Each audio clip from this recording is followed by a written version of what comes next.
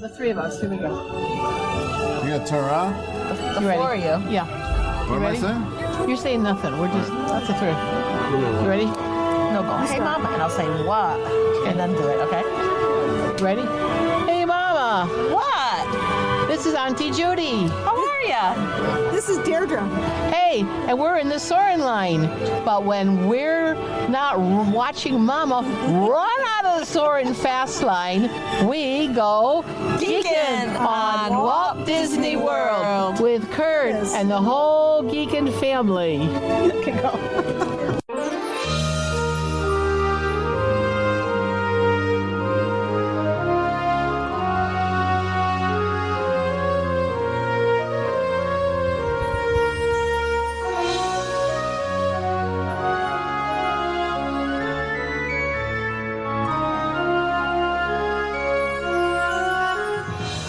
Hey, Disney World geeks! Curtis Stone here, and welcome to episode 369 of the Geekin' on Walt Disney World podcast. This week, I've got Danielle Johnson on the show. She's coming on to do a trip report, so I'm ready to go if you're ready, although I've had a really crazy Sunday. So this is going to be just an intro, and then we'll get right in with Danielle's trip report. She did an awesome job, and I'll tell you a little bit about that here in a second. For those of you who are new to the podcast, welcome. I've been doing this podcast, started over 6 years ago with my daughter, Lindsay. We started talking about our Disney World trips, and then we began to bring on some of our listeners. We call them our Disney geeks, and they often come on and tell their trip stories. I've been so amazed about a lot of things about the podcast, but I'm just so grateful about our audience who is so positive, caring, and they are just so generous too. Before too long, they started calling me the Podfather, which... Boy, I really like that. It's a term of endearment for me, and I like to think of you guys as my Disney geeks. We love bringing you guys onto the show and being a part of our private Facebook group where we meet every single day. So if you're really looking for a family podcast where you can learn a lot about what's going on currently at Disney World, even if you're old hat at this or you're new and you're learning to take a trip for your very first time, come on over to private Facebook group, the Geekin' on WDW podcast. We are a real positive group over there and very supportive. We're also independent Disney authorized travel agents with Fairy Tale Concierge. Come join Mama and Auntie Judy. They will set you up with your next Disney World trip. You can email them at travelingtiaras@gmail.com. Just reach out to us and we will take care of all your needs for your Disney trip. But for right now, I got Danielle Johnson coming on. And she did kind of a one-on-one trip with her 17-year-old son. They did 3 deluxe resorts over Animal Kingdom, the Jambo House, the Polynesian, and the Bay Lake Tower. Boy, 3 of my favorite resorts. Talking about food, the Grand Floridian Cafe for breakfast, Whispering Canyon, Sanaa, Liberty Tree Tavern, Garden Grill, Homecoming, Cinderella's Royal Table, Be Our Guest, Yak and Yeti, and Sci-Fi. So that's a pretty good lineup if you're interested. We're always talking about food here on the podcast. Star Wars for the first time. Well, geeks, if your hobby is researching and planning Disney World trips, here at the Geekin' on WDW podcast, I can speak for all our geeks. We salute and support your passion for Walt Disney World.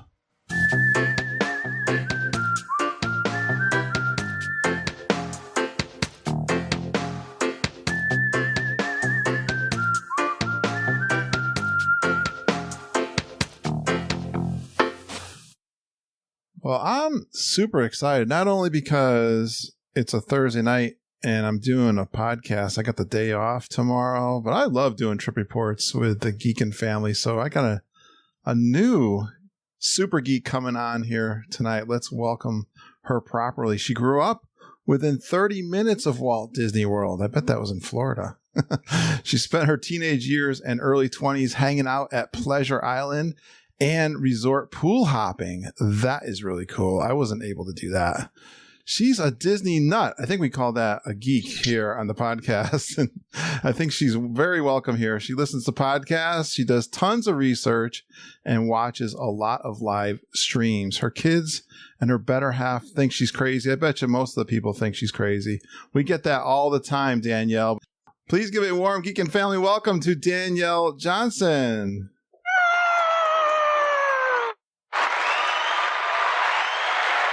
Hi, geeks. Hey, Danielle. How are you doing? I'm excited to be on the show. I'm excited to have you. I'm so excited to do a trip report with a new Geekin family member here. And how long have you been listening to the podcast? I started listening. We kind of planned a last minute trip in February of 2019. So I started listening to you guys and the Disney Crush right before that trip. You were the first two podcasts that I found. Oh, cool. So that's when I started. So probably January 2019. Doing a search and saw that Geekin logo? Yep. Oh, cool. Yep, that's right. Have we been good to you? You have. You have. Well, wait a minute. You grew up 30 minutes from Walt Disney World. You know all about Disney World. Yeah, I mean, I'd like to think so. You should teach me all about Disney World. I enjoyed my time there. That's for sure. You spent a lot of fun. I bet you had some good times in Disney World as a kid. Yes, I loved it there. Nice. And so in your teenage, I remember Pleasure Island. What'd you do at Pleasure Island? That was fun. What was some of the things going on there? Remind us what you could do at Pleasure Island back in the day. So Pleasure Island, before it was all these shops, it was kind of a place where you could go where there were several different nightclubs. It was family friendly for the most part. I think at a certain time, maybe you had to be, either with an adult or old enough.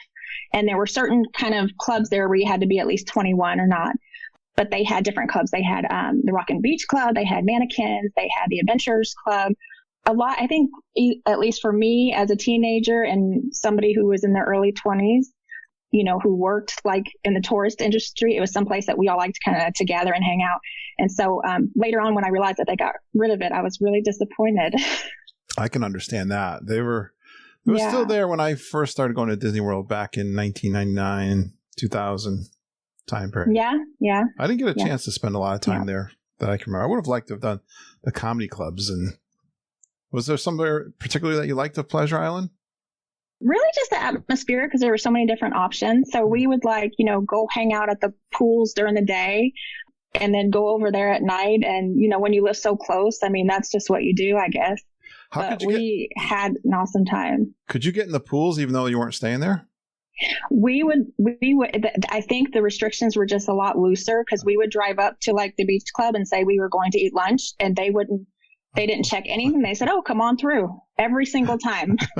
Okay, come right on through. And they never questioned anything back then. So when I was that age, my wife was laughing. We were driving by this old drive-in theater, and we were talking about it. I said, when I was a kid, we used to stop on the side of the road and put a couple kids in the trunk and then drive into the drive-in theater. And she was laughing at me, but you were sneaking into pools at the Disney World. Yeah. Much That's cooler. what you did, especially if you didn't have a pool at home, which we didn't. So I could see that too. Now, we get this a lot, Danielle, where not everyone understands our love of Disney World. Do you get that same criticism at home sometimes? Yes, absolutely. And you know what? If you live, it was different when I lived there, because a lot of people, when you live there, they're familiar with it. But when you don't live near Disney World and people haven't, either they went once and they're like, it's okay, or they don't really. Yeah. They really think you're kind of crazy for being this, into it or enthusiastic about it, because they are just like, it's hot, it's crowded, I don't want to wait in line, I don't get it, So it's definitely different unless you happen to meet somebody, locally where you live who really gets it like you do. Nice. Daniel Ginger, his name is, he messaged me today and he said, I just listened to an interview you did with a professor from New York University. I released on my Patreon live recordings, and he was telling me how he really enjoyed it. And so he tweaked my memory. So when I was walking this morning, I thought I'd listen to it. And I made this comment. I don't know what his question was, but I said the kind of same thing. Is, when I'm a podcaster about Disney World, you can imagine when someone asks me, what do you do? Or, what do you do for a hobby? What do you do for fun? Or I say, I just came back from Disney World. I get that same kind. I said to him, I get two responses. He's like, yeah, I really love Disney World, because I'll find those people too that are like, wow, you're kidding me. You do a Disney podcast? I love Disney World. Tell me more about it. Or I get the other response where, oh yeah, I went one time and it was or that's for kids, why are you still going? Yeah So we're familiar with that response. Kind of, Yep. it's one of the things that I think molds us as Disney geeks, and that people find an affinity with our Facebook group too, because they found their people. Right. And the podcast too. So thanks for being a listener. Let's make you a super geek now. Let's talk about this trip. When did you go on this trip, and who went? Yeah. Like I said, my last trip, we went in February 2019, and there was 12 of us. So It was some extended family. That was a great trip. There was only 2 of us that really got up at the break of dawn and, were walking in at midnight, and the others were just they just didn't get it. Disney just wasn't for them. Oh, wow. So, we had a great trip. And ever since I got back from that trip, I'm like, oh man, I just need to go back.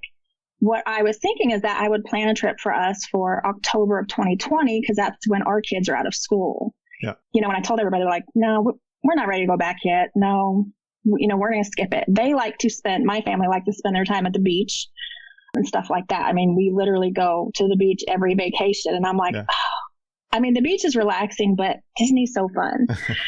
I asked my partner, he's not a Disney super fan at all. He will go, but he doesn't get it. Yeah. When we went, we did a couple of the after hours events during that February trip. And he said, why would anybody come at any other time? He said, there's no lines and no one's, near you, and it's not hot. It's great. But during the day, he just is like, I'll stay in the room, hang out at the resort. So anyway, nobody else really wanted to go. And it was me and my youngest son is 17. And this is his last year in high school. Yeah. So this is his last fall break, and next year he'll be off to college. And he's really the only one that expressed interest in wanting to go back so soon. And so I was like, okay, we just booked him. I booked it in January of 2020. Yeah.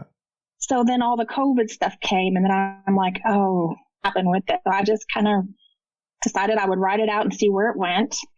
And at times I didn't think it was going to happen. Yeah. So once I figured out we were actually going to do this thing, I was really excited. It was just the 2 of us. So it was me and my 17-year-old son, who as a kid remembers going to Disney, but we moved out of state when he was 4. So he didn't remember it all that well. Yeah. But since we moved out of state, we have still gone, at least every year and taken the boys. So he remembers it. So he still had that kind of feeling that he really enjoyed it and he liked it. So it was kind of nice to have that one-on-one trip too, since, he's going off to college and he is the youngest. So there was just 2 of us. So it's definitely different going with 2 of you than it is with 12 of you. Yeah, it is. That's a whole different experience for sure, especially since you're such a big fan. Do you like to go rope drop and just full stink it off the whole time? Yes. So when we went the last time, that's what we did. And it was a busy President's Day weekend.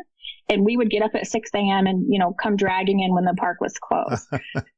So we actually take a different approach this time, because last time we only had 4 days. So this time I said, I really want to enjoy some resorts and not be so rushed.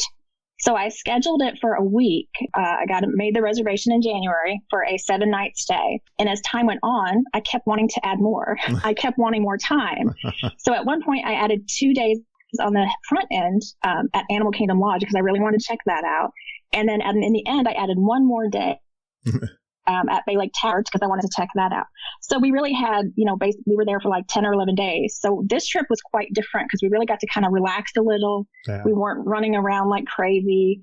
We got to sleep in a little. So this was a little bit different trip, which is the first time we've ever taken our time, I think. Yeah. So, wow. So you did a real split stay between amazing resorts. Or this the first time that you ever stayed at these resorts? Yeah. So living there, we were always day trippers. You went for the day, you went home. We really didn't even do sit down restaurants. You just went for the day, you did your quick service, you left. Yeah. After we moved away, we would make weekly trips. My sister and I would take our boys, and we would always stay at an All-Stars. So that's pretty much the extent of that. And then my last trip, we stayed at the Boardwalk. So that was my first deluxe resort to stay at. Yeah. And I did like it, but I didn't think it was amazing.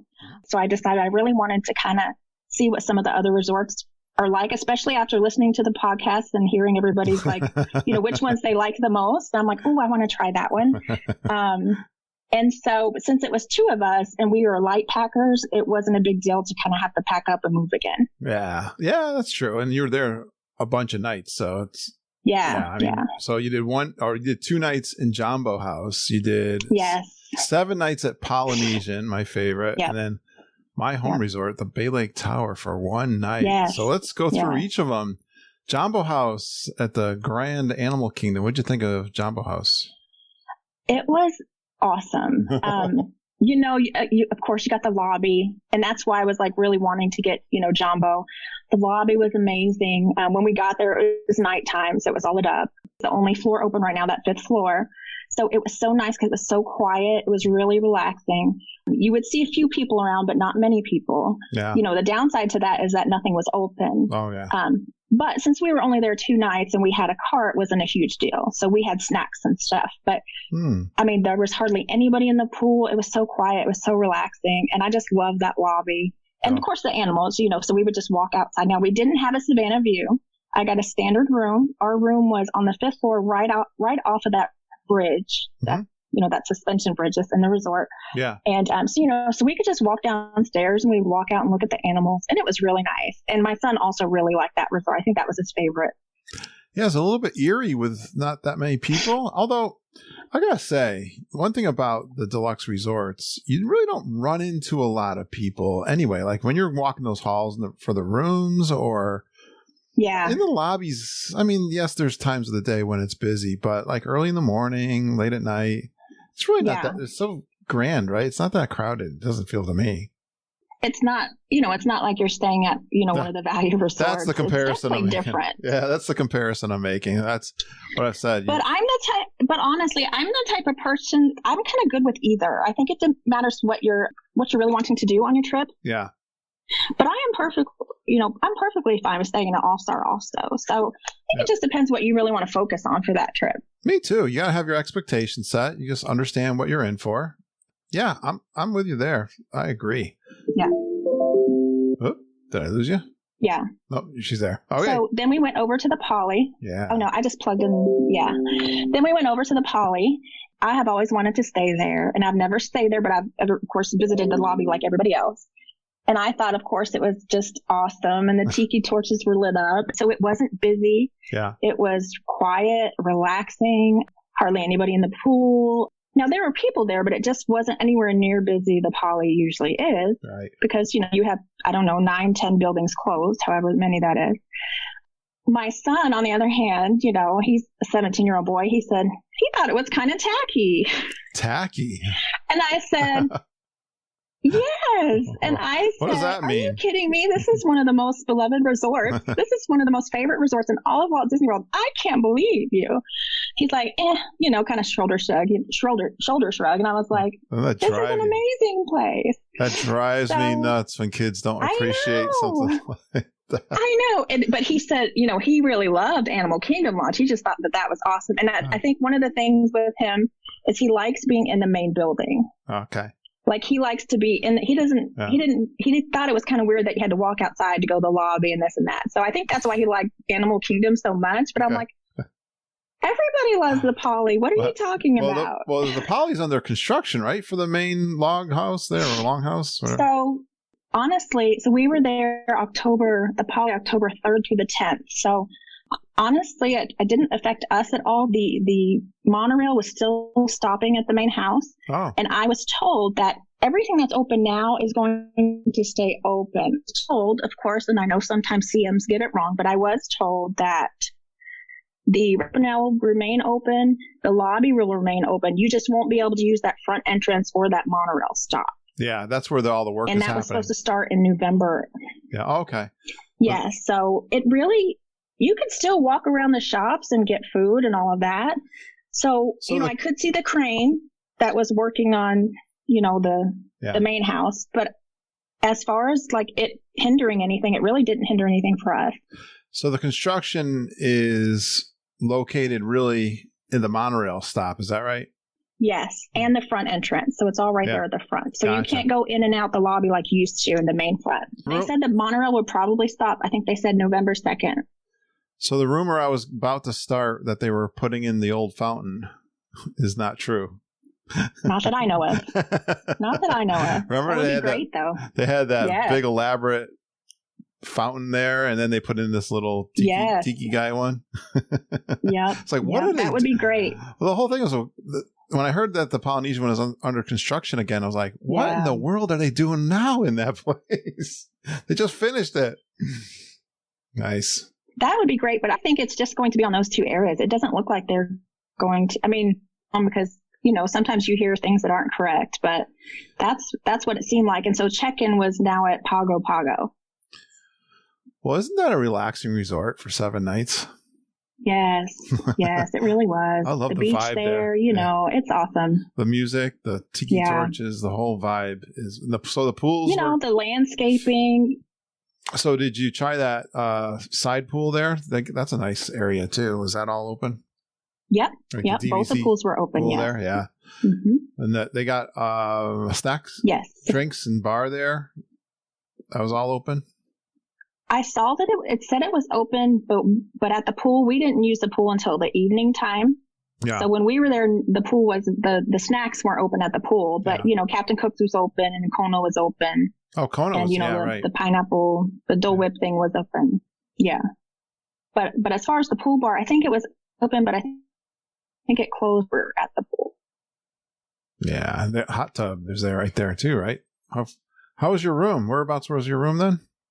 So we were in Tokelau, and we had a room facing the pool.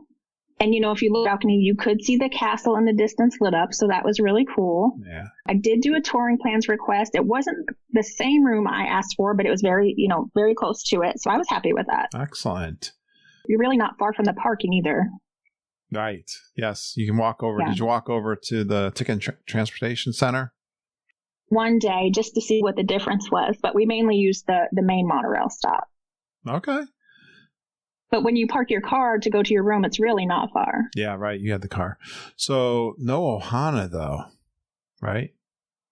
No. She's got the sad face. That was a big bummer. Thanks for the sad face. That was a big bummer. Have you eaten there before? No. Oh, okay. Yeah. Yes, once. Okay. Yeah, that's my favorite. Mm-hmm. Fantastic. And then Bay Lake Tower to finish up for one night. Whereabouts was your room for Bay Lake Tower? How high up were you? I got Bay Lake Tower and I see such mixed reviews on it. Like people love it because you're so close to them, but also like stale and cold. So I really wanted to try it out for myself. This was our last day. So we checked in on Saturday and we were leaving Sunday. When you walked in, and I had never been inside there before. So we walked in and I was kind of like, well, this is just like your regular old hotel, but I wasn't sure if I was going to like it, but I ended up really liking it. So we had a Lakeview room, which was great. And our room was right in the center. So if you were in the room looking at, you didn't see any other hotel rooms. You just saw the lit. So that was really nice. And we were on the 11th floor. We were just there for the one night, but I really liked it. And I had to do laundry.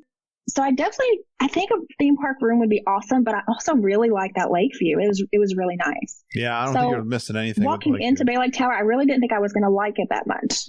Just for that one night, it really did grow on me, and I would stay there again. Yeah, so people have said that. They don't like the theming. Well, how about the location? You can't beat that location, right? Yeah, and I'm like, I see what you're saying about the theming, but when you can just either see it from your room or walk down the hall, Magic Kingdom lit up. I mean, how much more theming do you need, really? Right?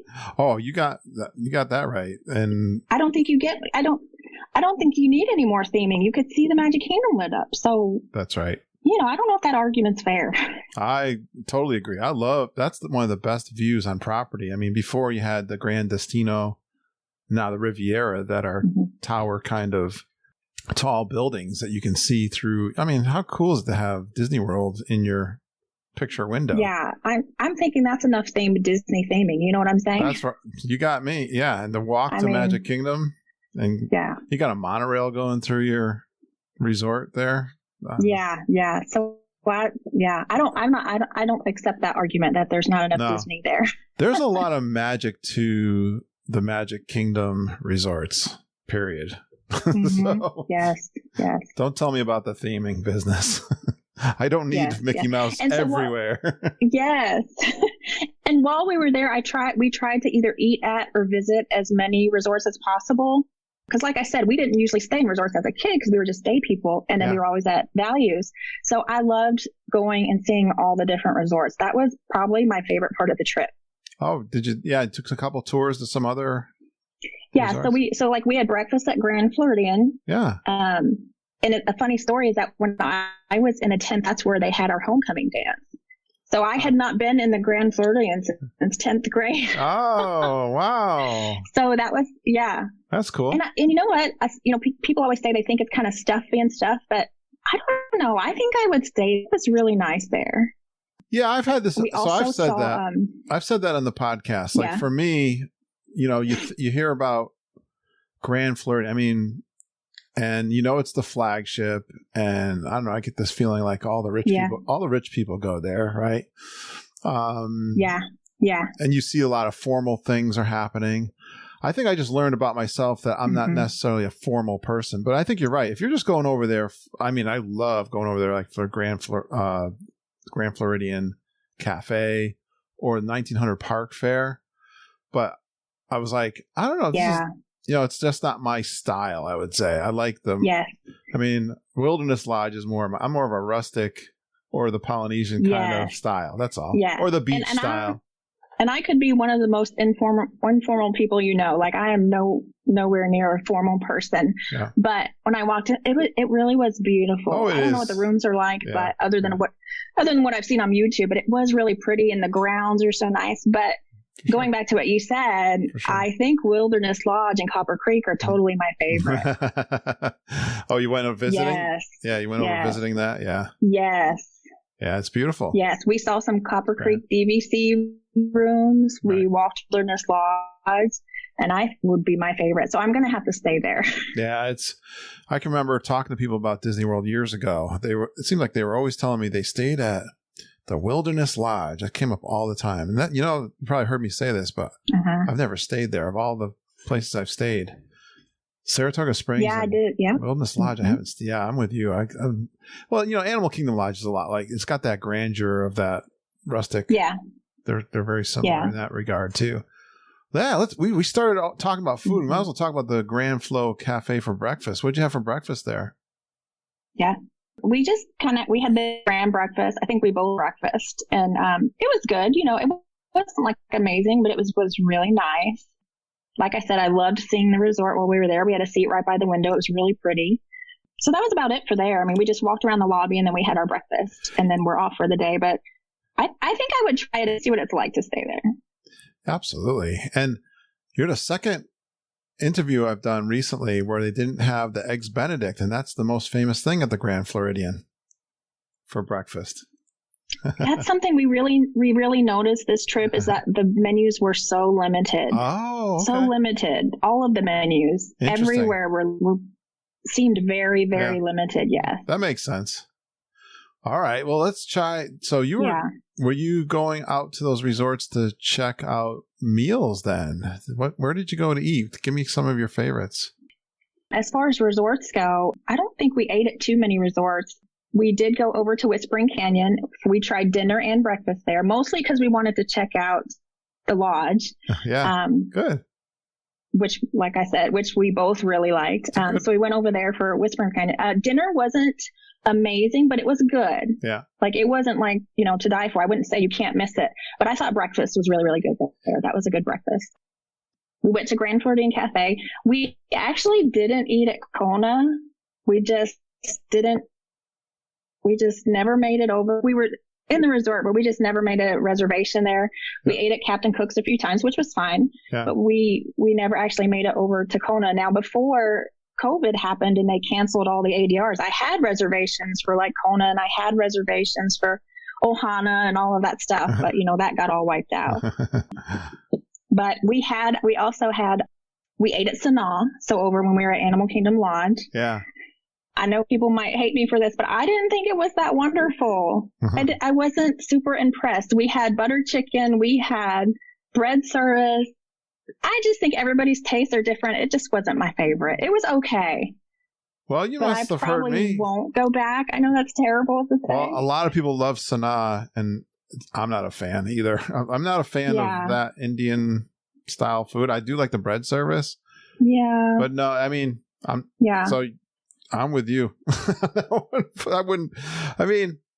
But Yeah. I would still tell people to try it out because I think everybody has different, tastes. So I would still encourage people to try it. But for us, it was just like, okay, But Liberty Tree, you weren't impressed with it. How about Liberty Tree?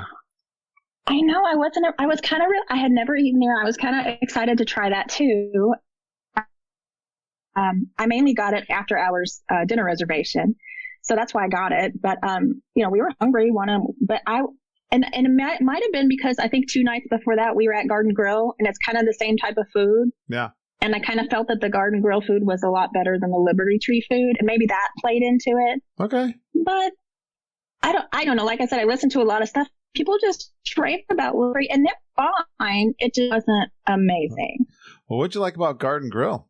I just thought the food tasted better at Garden Grill than it did Liberty Tree. But also I wanted to eat there. I really had my heart set on a breakfast Garden Grill reservation, which I had. Yeah. But now they're not doing breakfast. So I thought dinner was fine. And I did kind of, on purpose, tried to schedule a lot of my ADRs after park closed just to be like, kind of walking out when nobody was there. Oh, okay. So we also did our Garden Grill reservation kind of towards park close too. Oh, cool. I just liked it. The characters were fun. We're not super into characters, but we like them. Yeah. We had a table next to us with 2 little boys, and they were just going nuts over, all the characters. So that was really cute to see. But I thought it was a decent value for the food you got over there. Yeah. And then of course I liked that, you could see the land going around there. So it was something new for us that we hadn't done before. Yeah, that's one of Mom's favorites. Was Mickey there and Minnie and Chip and Dale? Yes, at Chip and Dale. Nice. And Mickey and Goofy or Pluto. I can't remember which one. I have pictures somewhere. I think it was Pluto, Mickey, and then the Chip and Dale. This is the first time I've heard the character meal during this COVID time. So good to know that they're... Yeah, so now I still have to go for breakfast one day. Yeah, how come you want to go to breakfast there? Because everybody says go Garden Grill breakfast is amazing. I hear that all the time. That's what they say. It is but pretty the characters, amazing. Yeah, and I think we ended up seeing the characters maybe come around at least twice, if not 3 times. Yeah. So they were coming around for sure. Yeah. I'm not surprised. Homecoming, you like that one too? I know you always joke about Mama and Auntie Judy, how they change all your plans all the time. So I kind of like to do that too. So I like to plan everything. I think it's so fun, but then I change it all the time, which I also think is fun. So, I get them. I really do. So, Homecoming wasn't planned. In fact, I wasn't even going to go to Disney Springs because I'm just not really a big shopper. Yeah. But my son did want to go. We kind of left the last couple days as we headed into the busy holiday weekend, kind of up in the air, so we could just do whatever. So we did decide to go to Disney Springs, and we ate there. That was my son's favorite meal, the Homecoming meal. And it was really good. We got a seat right in front of the kitchen window, so that was kind of neat. So I thought it was pretty good. I don't think it was to die for, but I thought it was really good food. Don't encourage Mama and Judy and all their changes and tricking me. Oh, but it is so fun. Even while we were there, I was still changing everything. I think that's part of the fun. It's like obsessive with the app. You get on the app and say, oh, what if we tweak this just a little bit? I know. That's one of my favorite parts. But I still think they should let you make more than one dinner reservation. No, that's cheating, Danielle. You can't do that. Then you're holding one for somebody that might need it, like me. Nice. Yeah. They need to give you more than one pick. Yeah, there you go. Thank you for sticking. That's what I meant. That's what I meant. Thanks for sticking up for me. I need more help in that area.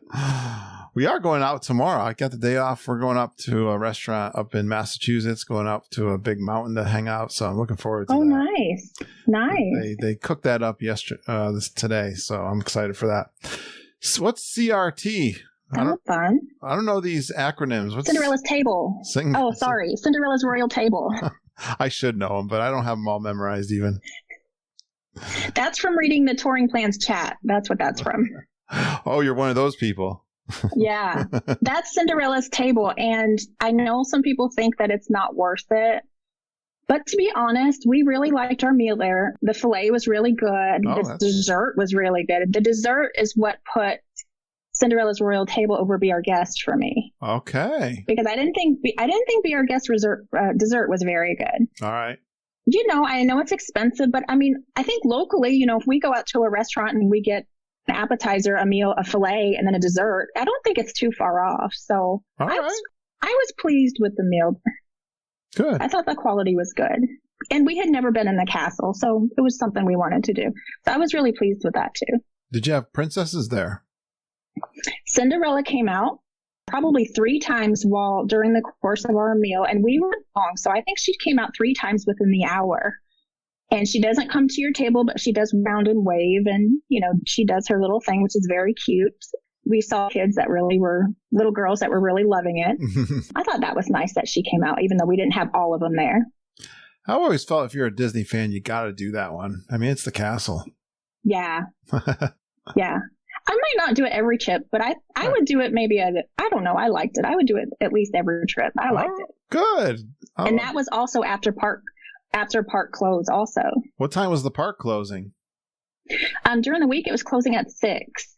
Yeah. So one day we had, I'm sorry, our CRT reservation was for lunch. Our Be Our Guest reservation was at 6:50. Okay. So we got to walk out after Be Our Guest for dinner when almost everybody was gone. So that was really cool. We were just talking about that. Mom and I were talking about that because we've been raving. You probably get sick of us talking about this, but the dessert, it was the dinner party for the fireworks at Epcot at the Rose and Crown. Yeah. And I had that booked before COVID. Did you? I had that booked before COVID took it away. Yes. Because of you guys. Yes. I'll stand by that all day and all night. That thing was fantastic. I mean, you combine the fireworks, which was the new show, the drinks they kept. Maybe, hey, if you don't like it, it's because all the drinks we got served, it made it like they just kept them flowing. Mom was singing and Judy was singing coming out of that place. And I got proof. I got it recorded.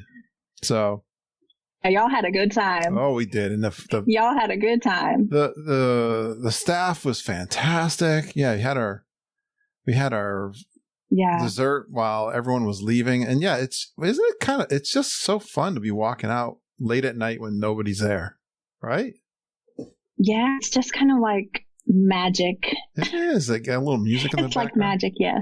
I'm only worried if I'm going to be able to get home because, you had a car, but with the parks closing early, you're not seeing a lot of park lit up. So it was nice to be able to see the park lit up when you might not be able to see that if you left too early. But they are giving you, like I said, the park closed at 6. Our ADR was $6.50. So by the time we were leaving, it was 8. We didn't drive to the park. So when we were leaving, they just said, "Where do you need to go?" And I said, "We're staying at the Poly." So they put us on a bus all to ourselves. They took us to the Poly. Oh, cool. So they are offering that after hours transportation if you have a dinner reservation, yes. Wow, that's cool. So what'd you have at the Be Our Guest? Be Our Guest, we had the French onion soup as our appetizer. I was really struggling because I didn't know if I wanted the scallops or the filet. Ooh. But ultimately I went with the filet, which was really good. I understand your struggle. The filet was good. The soup was good. Yeah, I understand that. Yeah, I really wanted to try the scallops. I like both those. Even up to the minute, I was trying to decide. I like both of those. Those are two of my favorites. But the dessert, I didn't. Yeah, I was struggling. But the dessert, I didn't. I mean, it was okay. There was like it was the gray stuff in that little, cup thing. Then it was this chawl. I can't remember what they called it.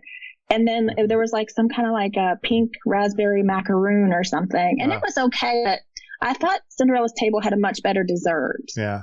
We had never eaten in the Beast Castles. Yeah. Yeah. We had never eaten in the Beast Castle. So I thought, let's do it. And I thought, again, the meal's kind of expensive, but, we didn't have 6 people. It's just so I thought it was worth it, though. I mean, yeah.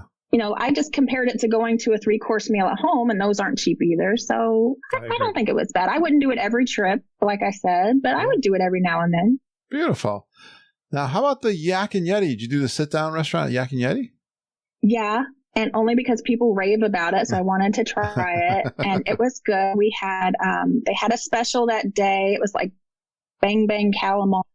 We had that. We had the pot stickers.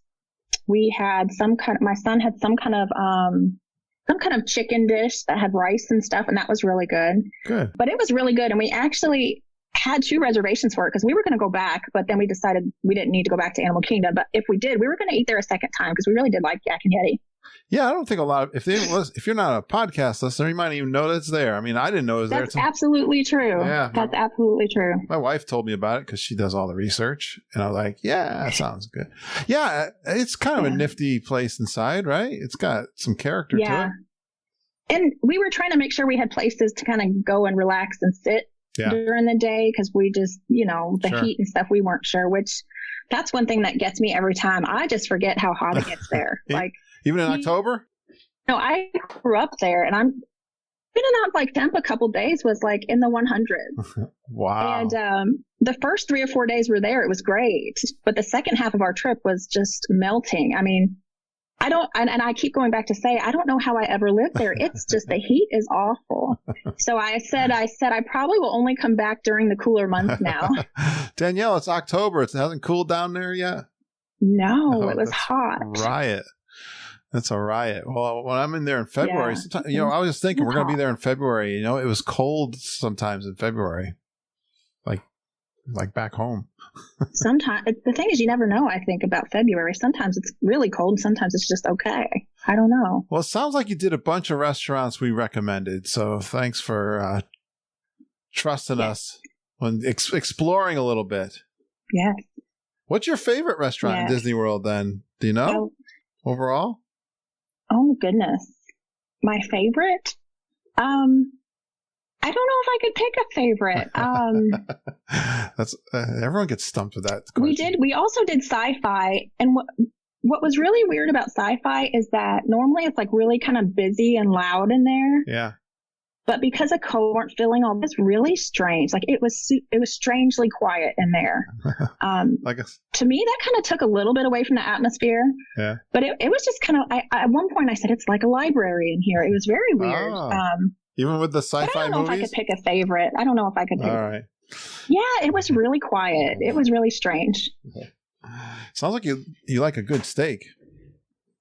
Yeah, I do. I like scallops too, though. Next time I'm having the scallops. Next time I'm going for the scallops, though. I agree. Mom gets the scallops a lot, but I can get a little bit of surf and turf because she gets some scallops and I'll have my steak.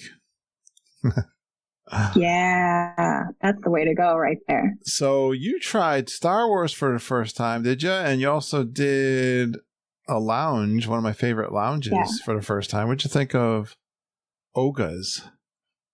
So neither my son or I are big Star Wars fans.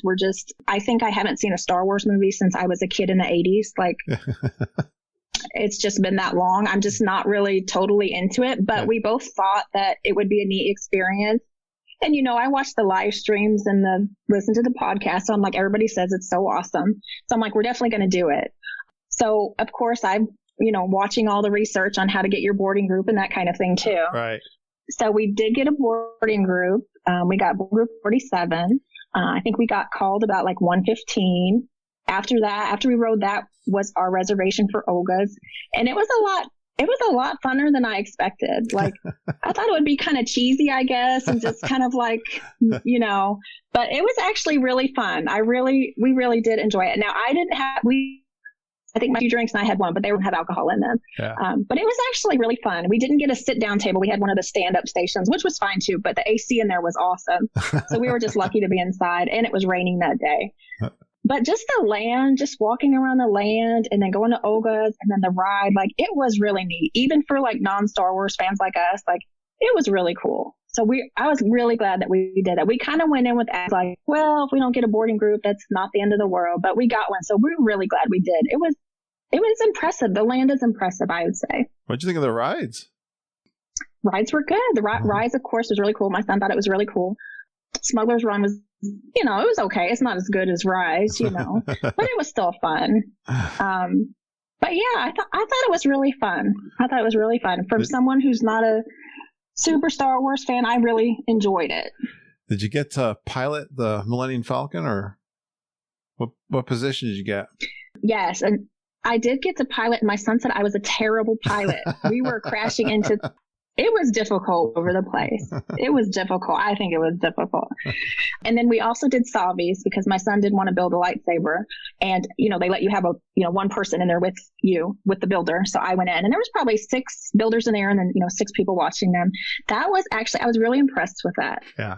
The host, the actor, whoever, Paul, does really good. So I was kind of like, I was really moved by it, even though I'm not like it made me want to go watch the movie. I would definitely try it. We were really glad we tried that. And that was kind of fun. All right. Yeah. We're hearing great reviews of getting the lightsaber. Does he like his lightsaber? Yeah, it's pretty cool. All right. Hey, any, other interesting interactions or stories from this trip with you and your son? I do like to talk to like if we're at a restaurant or, there's some time we happen to be near CMs that aren't busy. I do like to ask them, like, where are you from? How long have you worked? I kind of like to make conversation with them. And, all of them were saying it's so hard right now because even though like they were still working, they have, friends who aren't working because they've gotten their letter or something like that. Yeah. So that was really tough. And even our waiter the morning at Whispering Canyon we had, and they're not really doing the antics right now, but he kind of was. And we don't really need that, but it was cute. It was funny. Right. And, you could tell he was really trying to put forth the effort. He was a great server. He had said that he just, when I was talking to him and he said he just got his notice that he was either going to be moved somewhere else, possibly custodial or something else, away from his serving position, or he may be laid off or something like that. So yeah, it's kind of hard to hear that from all of them. So, I'm really, I just really hope that at some point things will get back better for them and that everyone can get their jobs back. Because to actually hear it from them, it really was, it was really sad, that. And like they said, even though they're still working, they know that they're dealing with people they're really close to who have, have already got their letter and they're not working. So I really do hope that, everything gets better for them. As much as we hate to see the crowds, I really want everybody to be able to go back to work, Thank you for saying that. I appreciate that whole sentiment. Yeah. I really, my heart goes out to folks that are in the travel agent, in the travel business. Yeah. No matter, or restaurant business or anything that's all these people that rely on these jobs that have been impacted by this. My heart goes out to them. So thank you for mentioning that. How was the COVID situation all in all? Did you? All in all, the mask really didn't bother us as much as we thought. Like, I think the heat bothered us more than the masks. Yeah. Kind of once you got them on for the first 15 minutes, you kind of like, it's just the same. You kind of forget that it's even, for us, it just didn't bother us. Like I said, it was more when it was just like so hot outside. So some of those relaxation stations are really good, especially the one by Dumbo. The AC is so cold in there. It's great. The spacing out in the lines, it is nice not to be there when it's like, you're just crunched in with everybody. So that was nice. And for the most part, people watched the markers and they stayed in their space. Really, all the days we were there, I think I can count on my hand as many times I saw people walking and eating when they are not supposed to be, or having it under their nose. So there were, some rule breakers, but at least while we were there, it wasn't out of hand. Okay. So I think everybody was pretty much trying to follow the rules. I did notice this time that we didn't snack as much as we usually do because of the fact that you're not supposed to walk and eat and stuff. So we really didn't get a lot of snacks. So next time I'm going to have to catch up on the snack because you don't want to go get one and then you have to find a place to sit so you can, unmask and eat your snack. Usually you just get it while you're walking around having a good time. Well, you're full stink. That's why. Yeah. And we didn't want to break the rules. So we really kind of didn't really have a lot of snacks because we couldn't walk and eat them. So that's kind of how it affected us. But I think they really put forth a lot of effort. How are the lines? These COVID precautions. How are the lines without fast passes? This is another thing because, like I said, I watch a lot of stuff and listen to a lot of stuff. So even while I was during my trip, I would see people in some of these groups just complain that the lines were just too long and it's too hot. But honestly, when we were there, the lines are scary looking. They can be scary looking, but they really do, for the most part, keep moving unless you get a cleaning cycle. So one time we were in line for Haunted Mansion. I think it said 50 minutes. And it was way back on the bridge going into Adventure, Frontierland. So the line was going way back there, but we got in the line. At one point we stopped moving. So I'm assuming they were cleaning. But once we started moving again, we never stopped moving. So even with the cleaning cycle, I think it took us 30 or 35 minutes. I can't remember. So It really wasn't that bad. Because like I said, once we started moving, we didn't stop moving. Yeah. So, but they do look really daunting. One time we got in line for Toy Story Mania, it said 40 minutes, but it only took us 14 minutes. Oh, wow. Yeah. One time Buzz said 25 minutes, but it only took 4 minutes. We hear, boy, Just 4. That's a big difference. Yeah. But Mom's been saying that to me. She's been reporting that same thing from people. Yes. Good. But I think it is hit or miss, because like Slinky, that line was long. I didn't time every line we were in, but like the line was long. So I'm not saying all the lines are short, and you might actually wait your full wait time for sure. But I don't think they're all. Okay. Some of them are incorrect, but I don't think it's pre-COVID. I don't think it's pre-COVID crowded. There's no way. Okay. Yeah. If you've been there before when you can't walk down Main Street because it's so crowded, right? I mean, this is not pre-COVID crowded at all. Like, I've been there when you just can't move. So it was nice, Danielle, I was reading through a couple of your notes here, and this comes in the question where I ask what's underrated. And you just went through a lot of what you were talking about, but you made a comment about you go into a lot of Facebook groups and you do a lot of research. You hear, I get this I want to hear this. I hear this compliment about our group, how positive we are. Yes. Compared to others. Can you reinforce that for me? Yes. And I'll tell you, I am kind of a geek. I have a lot of time on my hands because our kids are all like older. Yeah. And, I have a lot more free time for hobbies. I call this a hobby. My husband's like, well, he's not my husband, but he thinks I'm so strange. But I'm like, it's like a hobby. It's my thing. It's what I get into, right? Yeah. So I do spend a lot of time looking at different stuff, but some of the groups can be so negative. Like, even to some of the people that comment, just, if they ask a wrong question or if they... I've heard this. Yeah. Some of them can be absolutely terrible. What's different about this group and even the Crusher group, like, everybody is so welcoming and supportive. I don't know if the groups are smaller. I don't know what it is, but there's such a difference because some of these groups, I mean, they're just terrible. Mm. They're just terrible. If somebody's asking a question, it's because they sincerely, want to know. And some people would just comment back like, you should know this. It's on Google, or you could Google this or this or that. So some things you will see repeatedly and you're kind of like, here we go again, but why do you not all of the groups are not created equal. They are not all as supportive and friendly and welcoming and, just where you feel welcome as your group and the people that are in it. I mean, I'm not a heavy like commenter or anything, but I see all the pictures and people, it's kind of like a little family you have going. You know what I mean? I do know what you mean. I don't. Yeah, I know what you mean. Kind of live in it. And that everywhere. Yeah. You don't see that everywhere. And it's kind of disappointing that some people aren't getting that experience. Do you have an idea why our group is like that?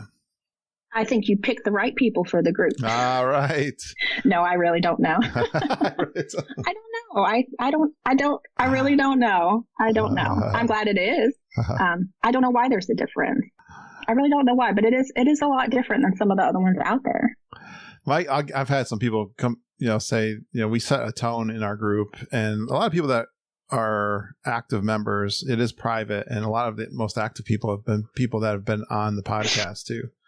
And so that I think that brings a level of civility to it, and and people have met each other and actually know who they are. Right. That might be part of it too. Even though we're virtual to a large extent, we have actually met each other. Right. A lot of us have met each other too. That probably helps too. It's kind of more of a close-knit group. Yeah. Nice. Thank you so much. All right. What's something you like to do every time you go to Disney World? We do always eat at Pecos Bill's. As a kid, we didn't do any sit-down restaurants, I don't think, that I remember. But we would always do quick service. And we went with my dad all the time. He always wanted to go to Pecos Bill's. So I feel like we ate there all the time. So I feel like if we don't do it, we're like breaking the streak or something. So we do always eat there. And we think it's good too. We like the food there. They didn't have the salad bar open, I don't know if there's anything else that we do. They didn't have no toppings bar. No topping bar, yeah. No toppings for it, but they will give you toppings. And if you want more of one, they will give you that as well. But no buffets, no toppings bar. What I do regret missing is that we had a reservation for Topolino's on Thursday morning. We didn't keep it. And I wanted to keep that one because everybody says it's so fabulous. We didn't keep it because we actually drove over to the beach to see the rest of our family was at the beach on vacation. So we actually drove over and saw them. Canceled our Topo. That's going to be on my list for next time too, because we did miss out on that. But we did go over on Saturday and check out the Riviera Resort, which was awesome. And we saw some of the DVC rooms there. So that was really cool. Oh, cool. You did a lot of walking around and checking out the deluxe resorts. That's cool. Yeah. We mostly used transportation. We did have our car. We did use it to drive to Hollywood Studios because we went to Hollywood Studios on the day we checked out of Animal Kingdom and into Poly. So we did drive that day. But for the most part, we still tried to use, we took the bus from the Poly to Epcot. We took the bus to Animal Kingdom from Animal Kingdom Watch. So we were trying to I still wanted to see what transportation was like. So we did kind of a mix. We mostly, when we went to a park, we mostly did take Disney transport. And because I think we weren't rope dropping, we had no issue with waiting for a bus or getting on a bus. So I didn't really experience, what some people are saying. There are some issues with rope dropping because the bus lines or the Skyliner lines are long. So that I didn't really get to see myself because we kind of took it easy. So the transportation, even at this time, was okay for you? Yeah, but like I said, we weren't rope dropping. We were leaving at 9:30, 10:30. My son did have some schooling to do. So sometimes he took the morning to do that and we headed out at 11. Okay. So I can't, so I think some people are saying there's some issues with the people that are rope dropping where, either the Skyliner line is long or the buses are, getting filled. But because we weren't really leaving the resort at a busy time to go to the park, we didn't really experience that at all. Okay. Danielle, when you go to Disney World, is there anything you like to shop for when you're there? I did get myself the desk plate that says there's a great big beautiful tomorrow because I saw that on a live stream and I just loved it. So when we do go back to the office, I'll put that on my desk. I don't typically buy a lot for myself, but we did get little something for all the nieces and nephews to take back to them. Okay. And for those that didn't go with us. So we got a few things here and there, but I always think about buying ears and I've never bought ears. I haven't had ears since I was a kid. So I always walk in there and think about the ears and I haven't bought any ears yet, but that might come one day. But we're not really big shoppers. When we do, it's usually to take something back home to someone else. Oh, that's nice. That's good. Yeah. Well, sounds like a good trip. Did you learn anything on this trip? I wouldn't say I learned anything, but I did like that we got to check out a lot of the resorts. Yeah. That was the best part of just getting to see for ourselves. Because you can watch a YouTube video or something, but until you're really there, you don't really get the full feeling. So I think that was really great. I never stayed in a moderate, but because of you guys, I'm really wanting to try out French Quarter when it opens up again. Yeah, I would highly recommend that for moderate for sure. Yeah. Definitely. Yeah. But like I said, I'm also the type of person that can go value to and have no issue with it. But I do think if you're doing more of a resort stay, it's nicer to be in one of those deluxe resorts. And, we looked at the Poly bungalows. We looked at the Copper Creek cabins and the 2 bedrooms. We looked at the Riviera, grand rooms. And of course, those are amazing. But I mean, that's a lot of points. I mean, even if we're not DVC, we've looked into DVC. That's a ton of points. All your points there, even though it is amazing. We did really like just checking out all the resorts and seeing what the different ones are. I think all of them have something different to offer. So with all of your YouTube watching and Facebook groups, did you do anything from all that research that you were really glad that you finally did for yourself besides the resorts? I mean, mostly just just trying to get that after park ADR. I mean, after park close ADR, because knowing that you could be in the park, when there's not that many people, that was really cool. Yeah, great tip. Yeah. Just kind of, we kind of knew, we know it was really slow when they first opened back up and there was no lines. But since I've been watching live streams ever since then, we didn't go in thinking we weren't going to wait in any lines. We knew what to expect. So that wasn't a big deal. That's really important that all this research, you really set your expectations properly. Yeah. And because it's such a fluid situation now, that, you got to stay on top of these things. So thank you for sharing all this information with our audience. Right. For, because you just were there in October. Yeah. That's important. And I remember years ago when we were reading the unofficial guide, it was make sure if you're bringing kids, you lower your expectation of what their experience is going to be like, because they might not act the same way you want them to, stuff like that. Well, it's funny because, now that our, like I said, the youngest we have is 17. So it's like, it's funny because I have little nieces and nephews and they're like 9 and, 7 and 2. And I'm just like, man, I got to give credit to all these people in the parks with all their kids. Like it's a thing. Like it's a big thing to have to, not only keep track of yourself, but to keep track of your kids. Patience. And then the heat and then the food. Like, I totally give it to those people. But I think I'm a little spoiled now because, now that the kids are all older, it's kind of more like, a pretty leisurely trip, when you go now, Except that your son's Polynesian comment would have put a damp... that just killed me. Well, it probably took me down a little notch. It did. I was just like, you got to be kidding me. Yeah, but he was all about Animal Kingdom Lodge, and he really liked Wilderness Lodge too. I think his thing was he likes being in the main building with the lobby. All right. Yeah. All right. I like that. Well, you got lots of research behind you. What do you tell your friends or anyone who's planning to go? You got some of your best advice for going to Disney World, either now or I think the best thing is to like know before you go. Yeah.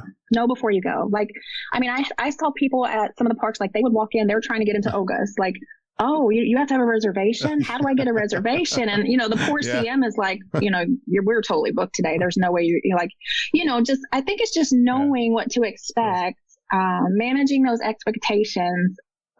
I just hated to see that because I'm like, oh my gosh, they didn't even know they needed a reservation. That's terrible. Doesn't that shock you? I know people like us were like, that can't be happening right now. Yes. So I think it's just knowing before you go, like make sure you know what you're getting into. Make sure you know what to expect. Make sure you know all the tools available to you. My friend, a friend of mine who doesn't know Disney World that well, I've taught him a little bit and I speak with him on a regular basis. And he goes, people go there and they think they're going to Great Adventure. It's not Great Adventure. Yeah. And I think, I don't think, I wouldn't expect everybody to, research like crazy because that's not always feasible. And I think my next trip, I'm going with my stepdaughter, and now I'm kind of rubbing off on her, and now she's like watching the Disney TikToks, and now she's like, good. I think I'm getting into this, Good. So she's looking at menus because I think we're going to go in February, and she's like, this place has shrimp on the burger. I said, is that the burger from Olivia's, the Thermidor burger, So I've done all this research that I even know what she's, I don't think everybody can do that. No, but even if you're just like, I'm taking my family for the first time. We've never been, we've got 3 kids. Like, yeah, I think, if you can help them, that's amazing. Cause that's going to make their trip so much better, So you guys get a hold of people like Danielle or travel agents like us, or listen to our podcast. Do your research. You can do it. I've talked to lots of people who are very much beginners and they do a great job, and they, you always learn something that first time, but I didn't have any experience staying at resorts or eating at table service. Yeah. That was all foreign to me because we were just day people. And then it's almost like I dove through this rabbit hole, and I'm just like, I think it's so fun. Different. Like people are like, I don't want to plan my vacation like that. I'm like, it's so fun. I think it is, but we agree. Well, I'm so sad that you don't have too much people around you locally to be your geeks, but we'll be your geeking family if you'll have us.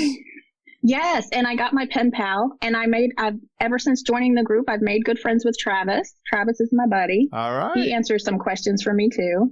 Excellent. The group is great. I do think your group definitely has like a family feel to it. Thank you so much, Daniel. Well, welcome to the Geekin' family. Welcome to the Super Geeks now. You've just like upped your level. That's exciting. You got superpowers now. Yeah.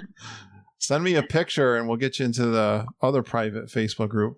This is for only people who have been guests on the podcast. Awesome. All right. Well, thanks. Stay in touch with us, all right? I will do it. When's your next trip? See some of you. We're hoping to catch the kind of the G3. Yes. So you'll be there on Sunday. Hope you, definitely. Yeah. So I'll have We're trying to get there early enough on Sunday to make the meet. Oh, good. Do you drive down or fly? I used to drive all the time, but the older I get, the less I want to do those, 12-hour drives when I could fly in 2 hours. So we flew this last time, and I think we're probably going to fly again. And it also matches up with my stepdaughter's 21st birthday. So she's anxious to get a drink in Epcot for the first time. Nice. So we're hoping to make it for the meetup that Sunday at Epcot. We've got a private Facebook group just for the G3 meetup. So are you in that? I'm not, because I just decided on this trip yesterday. As soon as we hang up our Zoom call, I'm going to get you in there. Awesome. And then, I'll have a messenger group going. Your phone will ding and ding and ding because we'll be chatting on that and letting you know. That works. Yeah. All right, Danielle. Thanks for coming on the show. It was fun. Great having you. I love talking Disney. I just love it. I love talking Disney. It never gets old. I agree. It never gets old. I agree. Thanks for being a listener and talking with us. Yeah. Please stand clear of the doors. Por favor, manténganse alejado de las puertas. All right, I'm going to sneak this on at the end of the podcast, but we're not going to miss our new segment. This is the Traveling Tips with the Traveling Tiaras.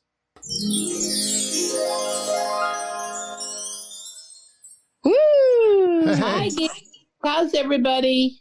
Hi, geeks. We're here. Hey, Mama and Judy, how you guys doing? We're good. We're good. How I want to ask you a bunch of questions. And I want to have them answered immediately.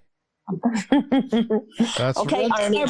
We'll do our best, Rob. That's Rob Madiri. Rob Madiri. He said he doesn't have a question this week, but he wants a shutout. Oh, Rob, you know what? We'll shout out to you anytime. Yep. You're a little sweetie, and I can't wait to see you again. We have a question for you, Rob Madiri. You are coming to G3, right? I guess anything's possible. Yep.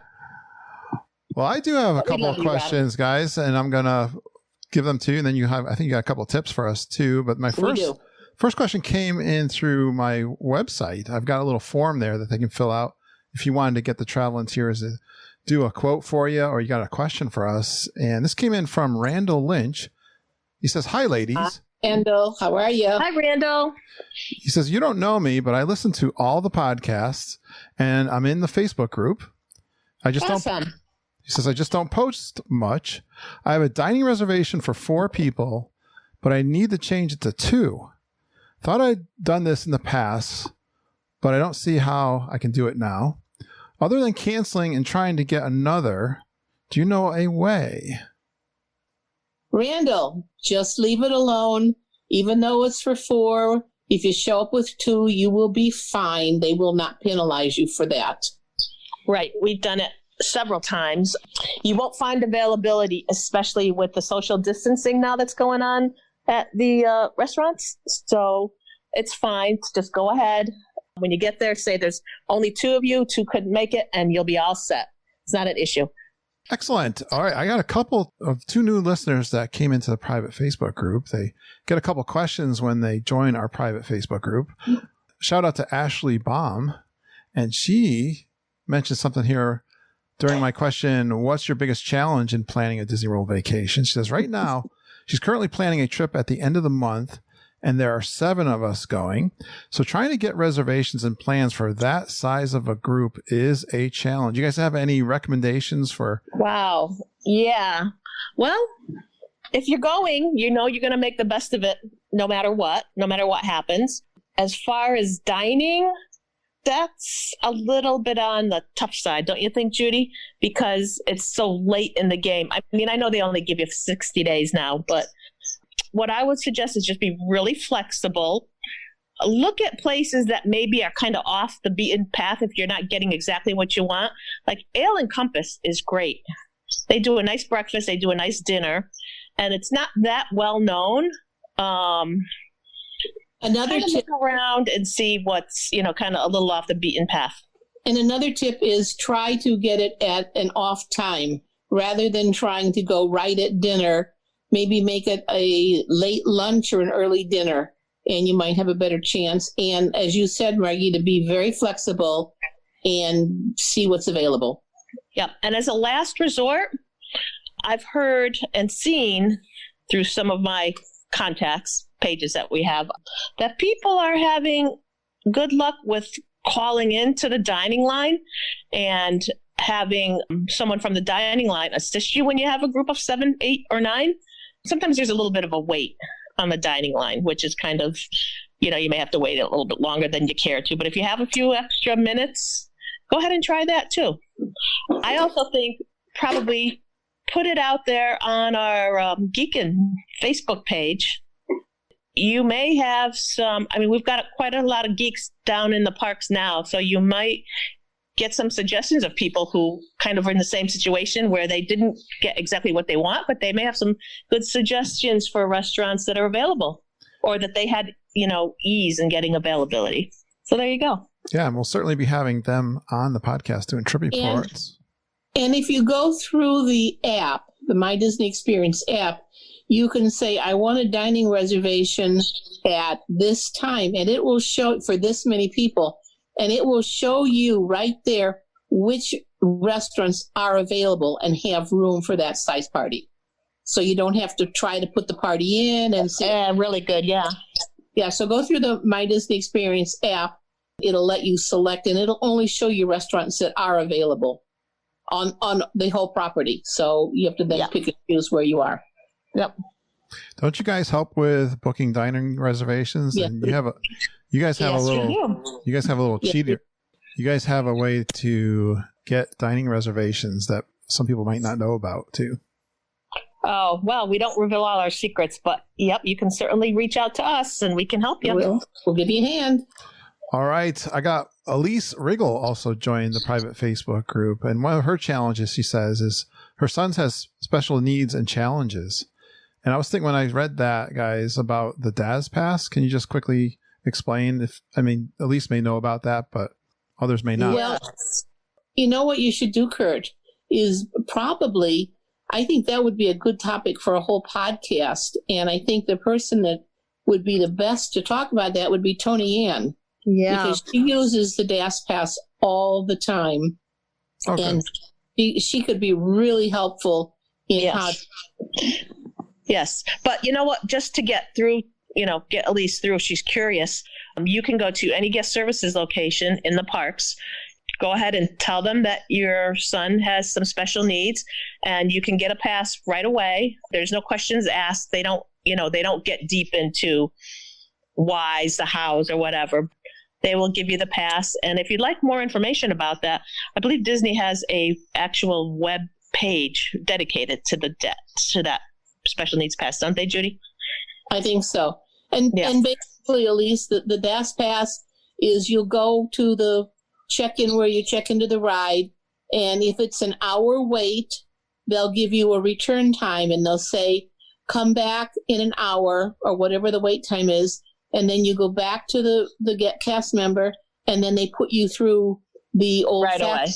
Line, and you go through, so you do not have to stand in line. But it is not an automatically get on the ride right now. You will have to wait, but you could go off and do something else. But yes, you're not waiting in line, which is a lifesaver for a lot of people. Yeah, it definitely helps. People love it. Yeah. All right. That's it for my questions this week, guys. Judy, you got a tip for the week? I do. And it's a pretty simple tip. When you are staying on the Disney property at a resort hotel, please be sure you tip your cast member, the mousekeeping cast member that comes in. Now, they don't come in and clean your room like they used to, but they do check on your room every couple of days and make sure if you need more soaps or if you need more towels.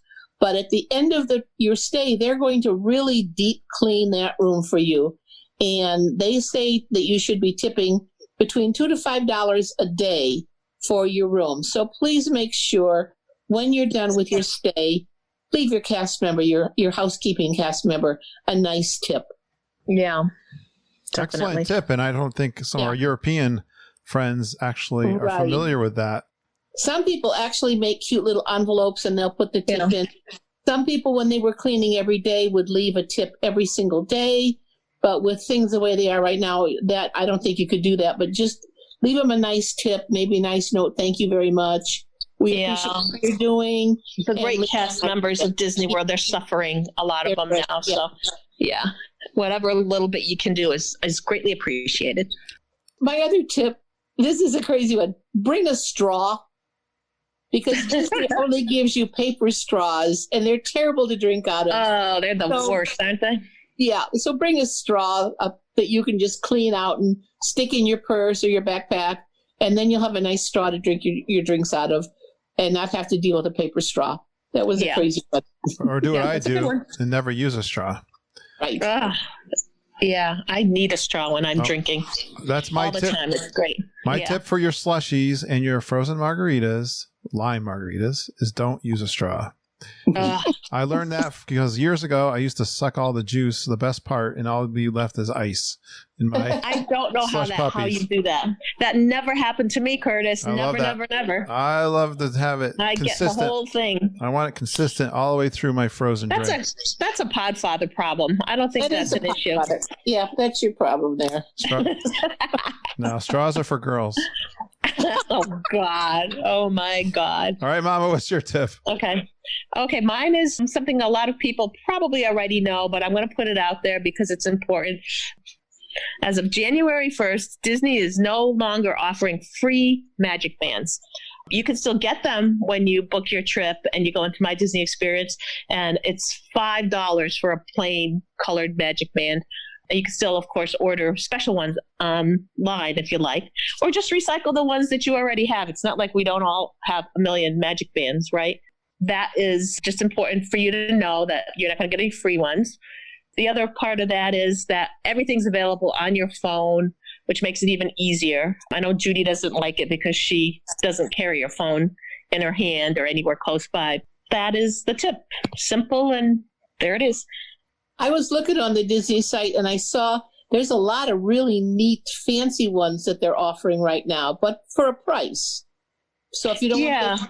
Are they crazy expensive, Judy? Like 15, 20, somewhere like that? Yeah, like 20, some of them. Some were 10. It varied on what the band was, but I saw up to $20. That's a lot of money for a band. Yeah, and you can always get them when you're down at Disney if you decide. In any of the shops, most of them have hundreds of those Magic Bands, right? All over the place. All right, great tips. Thanks for answering our questions. And you guys are the Traveling Tiaras. We'll see you next week. Yes, you will. Bye, geeks. Bye, geeks. Talk to you soon.